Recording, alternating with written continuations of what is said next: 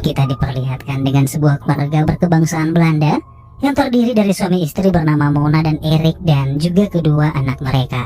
Sebuah rumah warisan pemberian ibunya Mona yang berada di sebuah desa di Perancis adalah satu-satunya tujuan perjalanan mereka untuk berencana pindah dan menetap di sana.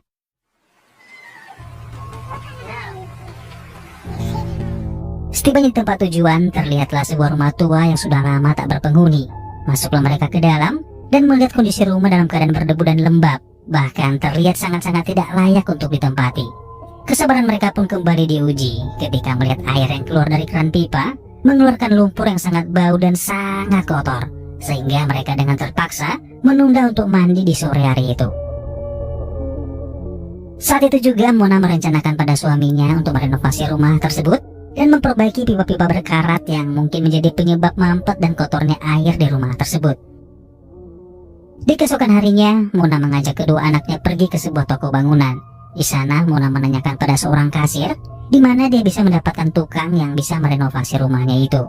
Namun Mona mengalami kesulitan bahasa setempat, di mana ia kurang mengerti dengan bahasa Prancis yang digunakan oleh kasir itu. Hingga pada akhirnya Mona menunda meminta informasi.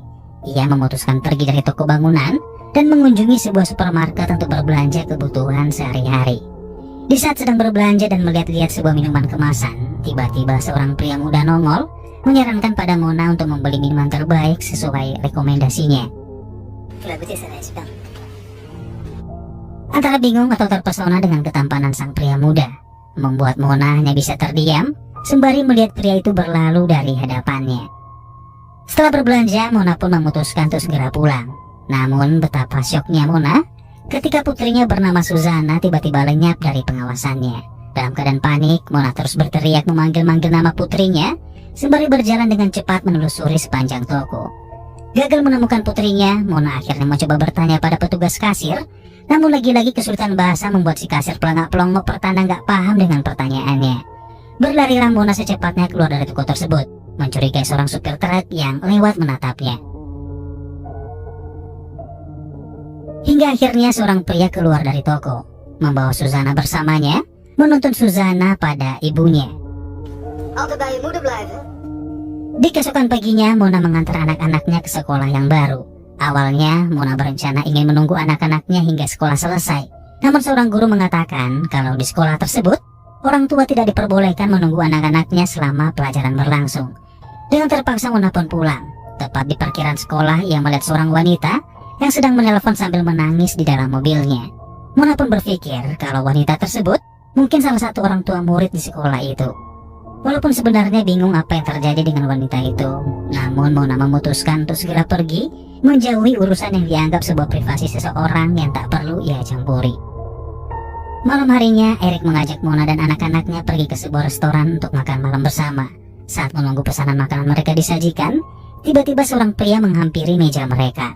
Mona pun tak menyangka kalau ia bisa kembali bertemu dengan pria tersebut, yang ternyata adalah orang yang menemukan putrinya di supermarket beberapa hari yang lalu. Pria yang juga ternyata berasal dari Belanda tersebut lalu memperkenalkan dirinya bernama Peter. Ia memperluas percakapan dengan mengatakan kalau dia adalah seorang usahawan yang bergerak dalam bidang arsitektur bangunan, dan bisa dipastikan kalau Peter adalah seorang kontraktor. Mendengar hal itu, Mona dan Erik yang kebetulan membutuhkan tenaga seorang tukang, saat itu juga meminta penawaran kerjasama pada Peter untuk menjadi kontraktor dalam program perenovasian rumah mereka. Merasa terhormat diberikan kepercayaan, tanpa pikir panjang, Peter pun menerima tawaran mereka itu. Sepulangnya dari restoran, Erik mengajak Peter untuk ikut bersama mereka melihat kondisi rumah sebelum renovasi. Peter lalu memberikan beberapa saran pada Erik dengan merekomendasikan perubahan tata letak ruangan dengan anggaran biaya sesuai dengan perhitungannya. Merasa cocok dengan saran dan ide dari Peter, Erik pun akhirnya menyanggupi anggaran biaya renovasi beserta upah para pekerja. Di keesokan harinya, tukang-tukang bangunan yang akan mengerjakan perbaikan rumah datang ke rumah mereka. Para tukang itu memperkenalkan diri masing-masing pada Mona, yang kebetulan saat itu baru saja pulang dari berbelanja. Namun begitu kagetnya Mona ketika ia melihat salah seorang tukang yang tak lain adalah pria muda yang pernah bertemu dengan Mona di supermarket beberapa hari yang lalu. Antara kaget dan grogi, Mona pun gak sadar kalau kotak pizza yang ia pegang terjatuh dari tangannya. Gak tahan dengan tatapan tajam si pria, Mona pun segera pergi tanpa sepatah kata pun, sembari tersenyum malu-malu, seakan-akan pria tersebut sedang berlari-lari dalam pikirannya. Sementara para tukang bekerja, Mona pun di dapur memasak dan menyiapkan makan siang untuk para pekerja. Sampai akhirnya tiba saatnya mereka makan siang bersama. Saat itu pria muda yang ternyata bernama Michelle terlihat melirik-lirik Mona, bahkan dengan berani duduk di sampingnya. Kondisi itu sepertinya tidak disadari oleh Eric, suaminya. Ia justru terlihat sibuk membahas tentang perbaikan rumahnya tanpa menoleh sedikit pun pada istrinya yang saat itu terlihat salah tingkah. Hingga di sore harinya, Mona yang saat itu sedang membelah kayu kembali didatangi oleh Michelle. Saat itu Michelle mengajari Mona bagaimana cara membelah kayu yang benar tanpa harus mengeluarkan tenaga secara berlebihan. Mendapatkan sentuhan Michelle pada tangannya hingga berhasil membelah kayu dengan sangat mudah, membuat Mona hanya bisa tersenyum malu-malu kucing. Tanpa bisa berkata-kata, seakan gugup tak kuat melihat tatapan tajam si pria muda yang kini mulai menghipnotis pikirannya. Malam harinya, Mona, Eric, dan Peter duduk santai di halaman rumah ditemani oleh hangatnya api unggun. Ketika Eric pergi mengambil minuman ke dalam rumah, Peter curhat pada Mona dengan mengatakan kalau dia iri dengan kesempurnaan keluarga Mona dan Eric yang dikaruniai 2 orang anak. Sementara dirinya tidak memiliki anak, ia hanya memiliki seorang anak angkat yang ia urus dari mantan pacarnya dulu. Walaupun demikian, ia menganggap anak tersebut sudah seperti anaknya sendiri. Pembicaraan mereka pun teralihkan ketika Eric kembali membahas tentang proyek pengerjaan rumah mereka. Saat itu Eric mengatakan pada Peter kalau Peter nggak usah khawatir dengan masalah biaya yang diperlukan selama proyek berlangsung, karena Mona istrinya memiliki banyak uang yang ia dapatkan dari warisan pemberian ibunya. Kejujuran dan kepolosan Eric yang terlalu terbuka pada Peter membuat Mona pun marah pada suaminya karena telah memberitahu Peter mengenai uang warisan pemberian dari ibunya itu. Di keesokan paginya ketika Mona mengumpulkan beberapa kayu untuk dibawa ke tempat pembakaran, tiba-tiba Michelle datang dan menawarkan diri untuk membantu Mona membawa kayu-kayu itu. Dan di ruangan itulah Michelle mulai berani menyentuh pipi Mona. Sementara Mona hanya bisa terdiam, sedikit tegang, lalu segera pergi dari ruang pembakaran. Namun Mona lupa kalau makanan yang sedang ia masak ternyata gosong. Walaupun gosong, makanan tersebut tetap ia sajikan di atas meja makan para tukang. Dan tentu saja pada saat makan siang, tak satu orang pun tukang mencicipi masakan Mona itu. Di saat yang lain tidak mau makan, justru Michelle yang malah lahap memakannya. Di meja makan pun mereka berdua saling lirik-melirik satu sama lain. Tapi mereka nggak sadar kalau Peter ternyata melihat hal itu. Dan sejak saat itulah Mona selalu memikirkan Michelle setiap harinya. Ia mulai tidak fokus menjalani kehidupan normalnya sebagai seorang istri dan juga seorang ibu. Yang ada dalam pikirannya hanyalah Michelle, Michelle, Michelle, dan Michelle. Hingga di keesokan paginya, Eric meminta Mona pergi berbelanja ke kota untuk membeli bahan-bahan bangunan, karena saldo Eric di rekening tidak lagi mencukupi. Eric juga sebelumnya telah meminta tolong pada Michelle untuk menemani sang istri ke sana. Awalnya Mona menolak usul dari suaminya itu. Namun karena sang suami memohon, pada akhirnya Mona pun setuju. Berangkatlah ia bersama Michelle. Di tengah perjalanan, ia dan Michelle tak begitu banyak mengobrol. Mona tetap menyetir diarahkan oleh Michelle menuju toko bangunan. Singkat cerita tibalah mereka di toko tujuan. Namun sialnya, saat itu ternyata toko bangunan tersebut masih tutup. Sambil menunggu toko buka, Michelle akhirnya mengajak Mona pergi ke suatu tempat, yaitu di sebuah danau tak jauh dari toko itu. Setibanya di sana, Michelle bertanya pada Mona tentang kebahagiaan seperti apa yang dirasakan Mona saat ini. Mona pun menjawab dengan mengatakan kalau dia hanya ingin anak-anaknya senang tinggal di rumah yang sedang mereka renovasi itu. Sampai akhirnya suatu dorongan tak terkendali membuat Mona seakan tak dapat menolak, hanya bisa manut seperti marmut ketika Michelle tiba-tiba mencumbunya. Pagi harinya saat baru saja menyiapkan makan para tukang, Mona mengangkat sebuah panggilan telepon yang mengabarkan kalau ibu Eric atau sang mertua baru saja masuk rumah sakit karena terkena stroke. Saat itu juga Eric merencanakan untuk segera kembali ke Belanda untuk menjenguk sang ibu. Mona meminta untuk ikut bersamanya, namun Eric melarang dengan alasan kalau anak-anak harus diantar jemput ke sekolah, juga Mona harus memasak makanan buat para tukang.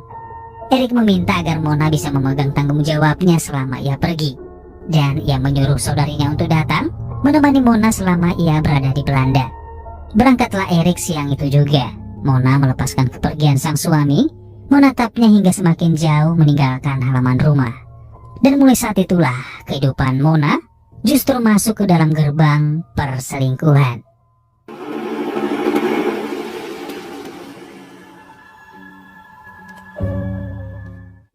Sore harinya, saat sedang membersihkan perabotan-perabotan rumah, saudari Erik bernama Lian pun datang menjenguknya. Berpelukanlah mereka, terlihat akrab sebagai saudara ipar.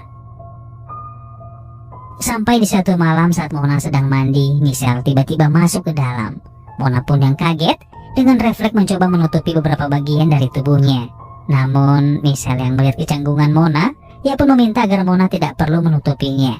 Karena kecantikan tersebut sebaiknya diperlihatkan tanpa harus ditutup-tutupi.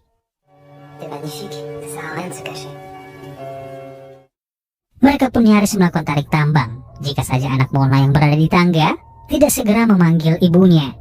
Mona pun buru-buru keluar, kemudian disusul oleh Michelle, namun sang anak mengetahui hal itu.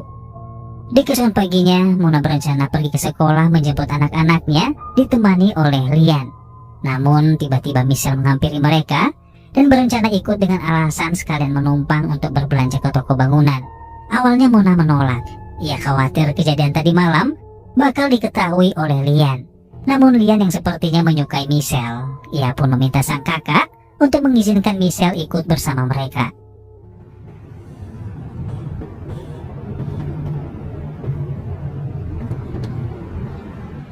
Sesampainya di sekolah, Mona meminta tolong pada Lian untuk menunggu anak-anaknya pulang. Sementara Mona dan Michelle berencana pergi belanja ke toko bangunan. Berangkatlah mereka meninggalkan Lian sendirian. Michelle yang tadinya duduk di belakang, lalu berpindah duduk di samping Mona yang sedang menyetir. Sepanjang perjalanan, Michelle mulai berani melakukan improvisasi. Ia mulai menggoda Mona, hingga membuat Mona masuk ke dalam jeratan perangkap si pria muda. Masuklah mereka ke sebuah gedung tua di pinggiran jalan. Dan di gedung itu mereka berdua melakukan hubungan yang kalau saya tampilin pasti bakalan dolar kuning. Malam harinya ketika Mona lagi-lagi sedang mandi, tidak sengaja ia mendengar suara langkah kaki seseorang dari dalam rumah. Ketika ia memeriksa dengan berjalan menyusuri sepanjang ruangan, tiba-tiba Mona pun kaget ketika Peter muncul tepat di depannya. Peter pun mencoba menjelaskan kalau saat itu ia hanya menjalankan permintaan Erik untuk mengawasi keluarganya selama dia nggak ada. Dan pada saat itu juga Peter mengundang Mona untuk datang ke acara pesta di rumahnya yang akan direncanakan beberapa hari ke depan.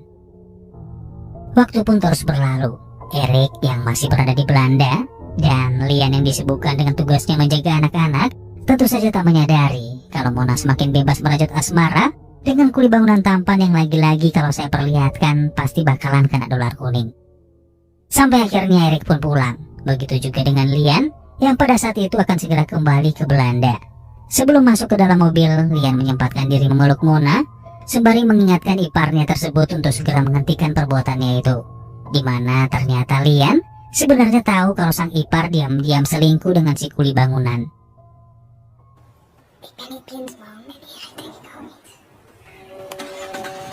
Tentu saja Mona pun kaget mendengarnya. Saking paniknya, ia segera mendatangi rumah Michelle dan meminta Michelle untuk tidak lagi mengganggu kehidupannya, di mana ia khawatir perbuatan mereka tersebut lambat laun akan diketahui oleh suaminya.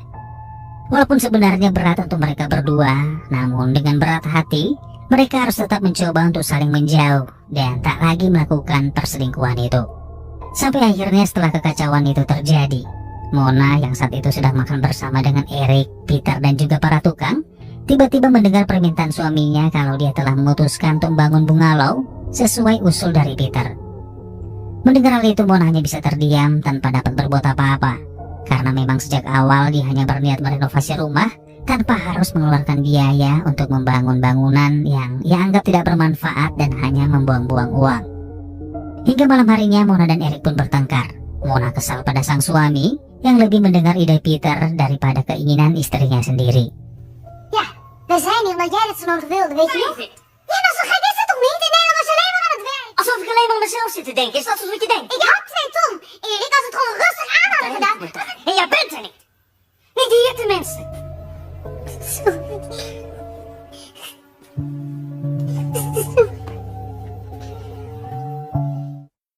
Di keesokan paginya saat Mona sedang memasak, tiba-tiba ia merasakan mual pada perutnya. Berangkatlah ia menemui seorang dokter. Saat diperiksa, sang dokter pun mengatakan kalau Mona ternyata hamil. Saat itu juga Mona yang mendengar hal itu tentu saja terlihat bingung dan sangat panik. Kepanikannya semakin menjadi di mana saat ia pulang ke rumah, ia melihat Peter sedang bermain dengan anak-anaknya. Peter pun menghampirinya, lalu mulai mengancam Mona dengan memperlihatkan beberapa foto perselingkuhannya dengan Michelle. Dalam keadaan tak tahu harus berbuat apa, Mona hanya bisa terdiam. Bahkan dengan terpaksa ia harus menyetujui penawaran Peter untuk membangun bungalow agar berita perselingkuhannya tersebut tidak jatuh ke telinga suaminya. Heeft Simone je nog verteld over ons verhelderende gesprekje vanmorgen? Nee? Echt?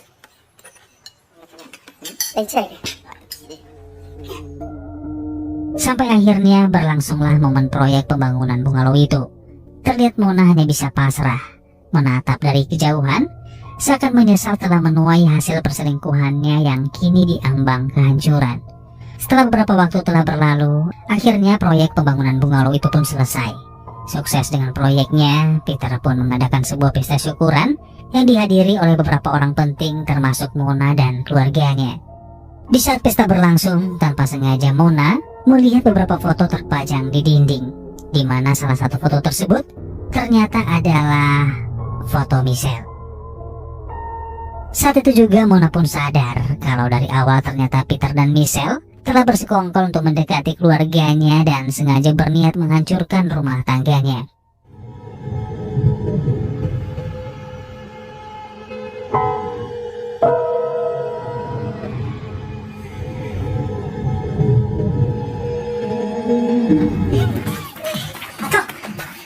You made me pregnant! What kind of games are you playing? Stop!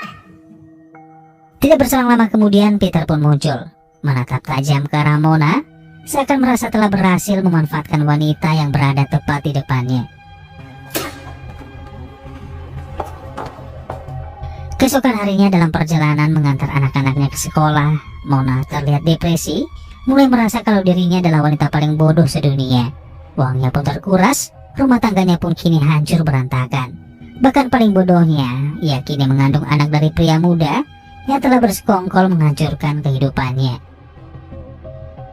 Saat itu juga ia melihat seorang wanita yang menyaksikan kesedihannya, dan Mona pun kini baru sadar kalau ternyata wanita yang juga ia lihat menangis di halaman parkiran sekolah waktu itu juga korban Peter dan Michelle. Setibanya di rumah, Mona berniat memperbaiki rumah tangganya yang sudah hancur dengan mencoba jujur pada suaminya. Namun tiba-tiba Peter menghadangnya, membuat Eric pun datang dan menanyakan apa yang sedang terjadi. Saat itu juga Mona menceritakan semuanya pada Eric, kalau selama ini proyek yang dikerjakan oleh Peter hanyalah berkedok memanfaatkan dan menguras habis harta mereka. Sampai akhirnya pertikaian pun tak terelakkan. Ik zou me niet zo opwinden in jouw toestand. Vraag er ook gewoon zelf van mij, Erik. Nee! Want voorlopig zitten wij wel aan elkaar vast.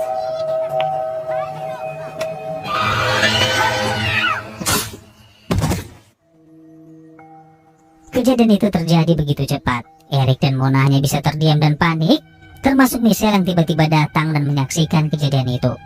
Namun entah kenapa Michelle justru membantu mereka dan merencanakan kejadian tersebut seolah-olah sebuah kecelakaan yang tidak disengaja.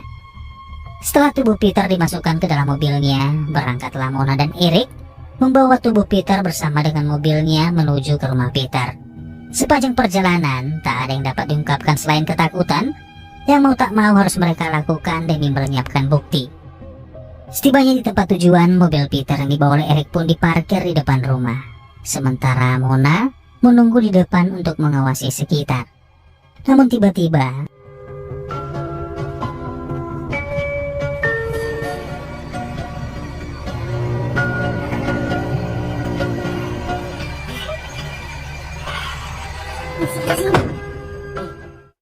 saat perjalanan pulang, Mona menelpon Michelle, memberitahukannya kalau seorang pria sempat mencurigai mereka berada di depan rumah Peter.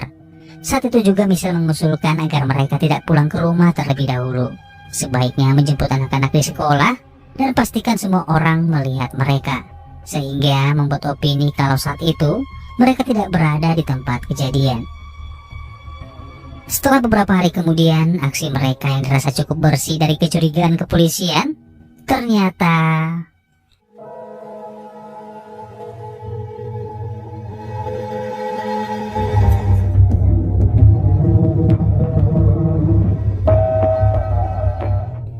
Kecurigaan polisi pada Mona sebagai tersangka didasari atas penemuan foto-foto Mona dan Michelle yang ternyata masih tersimpan di ponsel Peter. Mona pun tak dapat mengelak. Ia hanya bisa pasrah meratapi penyesalan akibat ulah dari perselingkuhannya. Semua sudah terlanjur. Ia hanya bisa berharap semoga suami dan anak-anaknya bisa memaafkan kekhilafan yang pernah ia lakukan. Saat meratapi nasibnya, samar-samar Mona mendengar suara ketukan dari dinding kamar selnya. Siapa sangka ternyata itu adalah Michelle yang juga ditahan sebagai salah seorang tersangka. Saat itu dari balik dinding, Michelle membisikkan sesuatu pada Mona, menyuruhnya agar tetap bungkam dan tidak memberitahu informasi apapun pada polisi. Tak berselang lama kemudian, seorang petugas membukakan pintu, lalu menyuruh Mona keluar dan dinyatakan bebas dari tuduhan.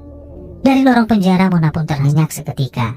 Ia melihat Michelle dibawa oleh 2 orang polisi, sengaja menyerahkan diri dan mengaku kalau dialah pelaku atas pembunuhan Peter, di mana Michelle terpaksa melakukan hal itu agar Mona bisa terbebas dari tuduhan. Dan saat itu juga Mona pun sadar kalau ternyata Michelle selama ini benar-benar tulus mencintainya. Di akhir film kita akan diperlihatkan dengan Mona yang kini sudah kembali dalam kehidupan normalnya, berusaha untuk lebih baik lagi, menjadi seorang istri dan seorang ibu. Sementara suaminya Eric dengan legowo memaafkan kekhilaafannya demi merajut masa depan bersama anak-anak dan calon bayi mereka. Dan film pun berakhir.